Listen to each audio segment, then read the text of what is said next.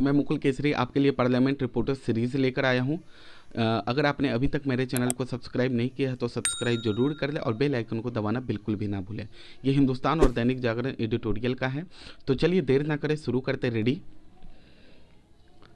Start. जब देश में कोरोना संक्रमित मरीजों की संख्या 20,000 के आंकड़े के पार पहुंच गई है और इस वायरस से जंग में देश एक बेहद अहम मोड़ की तरफ बढ़ रहा है, तब कहीं से भी यह संदेश नहीं उभरना चाहिए था कि इस लड़ाई में शामिल कोई भी योद्धा आहत मन से जुटा हुआ है। फिर डॉक्टर तो इसमें बिल्कुल अग्रिम कतार के सेनानी हैं। ऐसे में यह सुखद है कि गृह मंत्री अमित शाह के आश्वासन के बाद डॉक्टरों के संगठन IMF ने अपने सांकेतिक विरोध प्रदर्शन को वापस ले लिया और सरकार ने भी बगैर वक्त गवाए उनकी सुरक्षा से जुड़ा नया अध्यादेश जारी कर दिया। इस अध्यादेश में दोषियों के विरुद्ध काफ़ी सख्त प्रावधान किए गए हैं जो यकीनन डॉक्टरों के असुरक्षा बोध को दूर करेंगे। पिछले दिनों कुछ जगहों पर मेडिकल टीम के ऊपर जिस तरह के हिंसक हमले हुए थे उनसे डॉक्टरों में भय और नाराजगी का भाव स्वाभाविक था। इन घटनाओं के विरोध में ही IMA ने कल रात 9 बजे सांकेतिक विरोध प्रदर्शन और आज काला दिवस मनाने की घोषणा की थी। निसंदेह यह सब सांकेतिक ही होता, मगर कोरोना के खिलाफ हमारे एकजुट संघर्ष में यह एक गांठ की मानिंद ही होता। हमारे डॉक्टर कितने दबाव में काम करते हैं यह तो अब आम आदमी भी बखूबी जान गया है। उन पर न सिर्फ मरीजों की भारी संख्या का बल्कि आधे अधूरे संसाधनों के बीच ही काम करने का दबाव हो रहता है और इस वक्त तो खुद अपनी जान जोखिम में डालकर भी अपने फर्ज को अंजाम देने का नैतिक दबाव उन पर सबसे ज़्यादा आयद है। ऐसे में उनके साथ किसी तरह की बदसलूकी अक्षम्य है। गृह मंत्री ने उचित ही कहा है कि देश उनके साथ खड़ा है और इसका प्रदर्शन उसने 22 मार्च को ही कर दिया था, जब प्रधानमंत्री की अपील पर तमाम वैचारिक बाड़ेबंदियों को छोड़ लोग अपनी बालकनी और दरवाजे पर करतल ध्वनि के लिए निकल आए थे। यही नहीं, कई नामचीन हस्तियों ने कोरोना योद्धाओं के प्रति अपना आभार जताया है।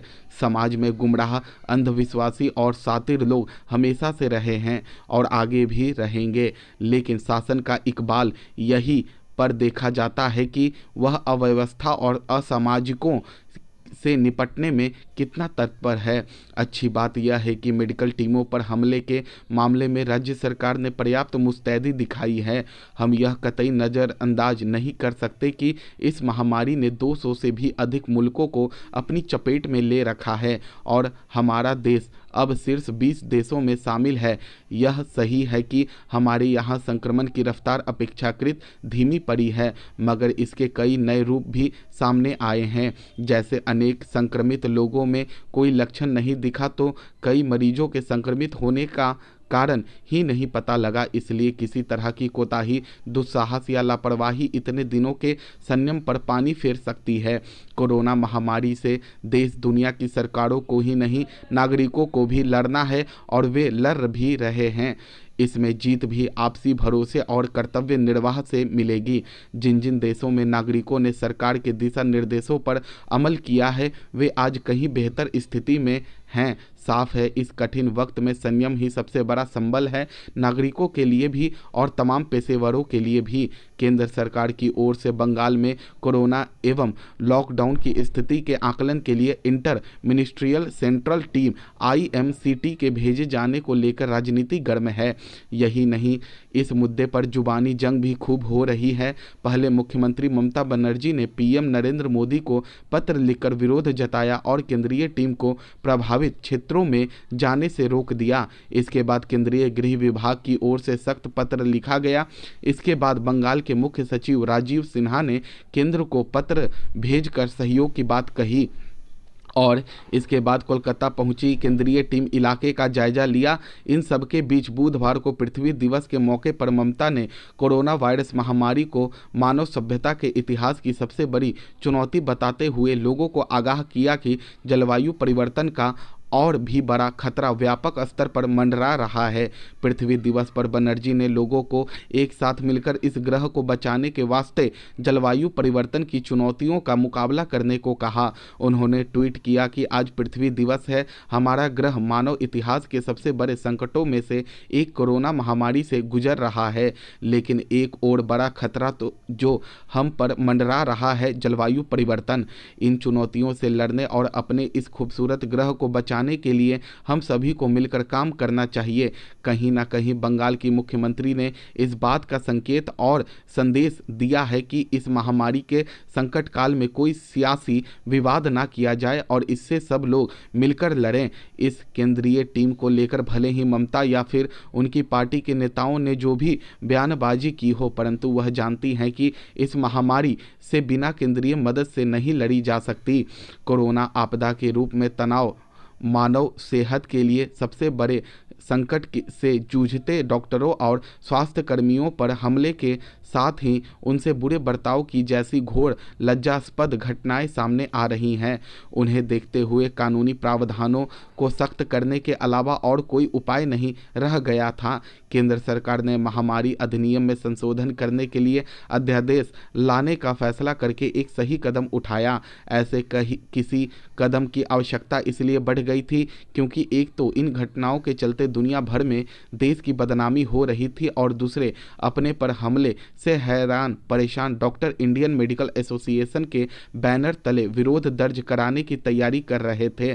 सरकार के कदम को देखते हुए उन्होंने अपने विरोध को तो स्थगित कर दिया, लेकिन केवल इतने से संतुष्ट नहीं हुआ जा सकता कि संशोधित महामारी अधिनियम में चिकित्सा और स्वास्थ्य कर्मियों पर हमले के दोषियों के खिलाफ सजा के साथ जुर्माने का भी प्रावधान किया गया है। दुष्ट तत्वों को सही सबक तब मिलेगा जब उनके दुराचरण के लिए उन्हें कठोर दंड का भागीदार बनाया जाएगा। एक ऐसा माहौल बनाने की जरूरत है जिससे डॉक्टरों, स्वास्थ्य कर्मियों और साथ ही सफाई कर्मियों के खिलाफ हिंसा और अभद्रता कर रहे तत्व भय खाएं। ऐसा माहौल तभी बनेगा जब राज्य सरकारें ऐसे तत्वों के खिलाफ सख्त कार्रवाई को लेकर अतिरिक्त सतर्क रहेंगी।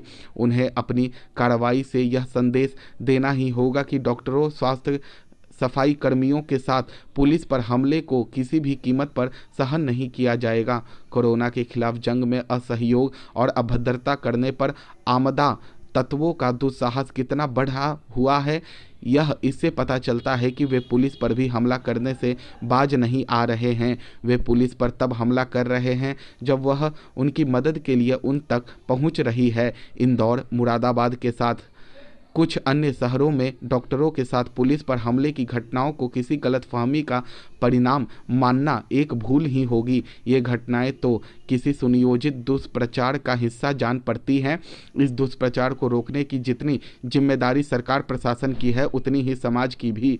निसंदेह जागरूकता की कमी असामान्य आचरण का कारण बन सकती है, लेकिन इसका यह मतलब नहीं कि डॉक्टरों और पुलिस पर हमला किया जाए। पुलिस पर हमला तो कानून के शासन पर आघात है। पुलिस को निशाना बनाने का मतलब है कानून के शासन को छिन्न भिन्न करना। महामारी अधिनियम में संशोधन सर्वथा उचित है, लेकिन उन कारणों का निवारण भी जरूरी है जिनके चलते कानून के शासन की हेठी होती है। स्टॉप।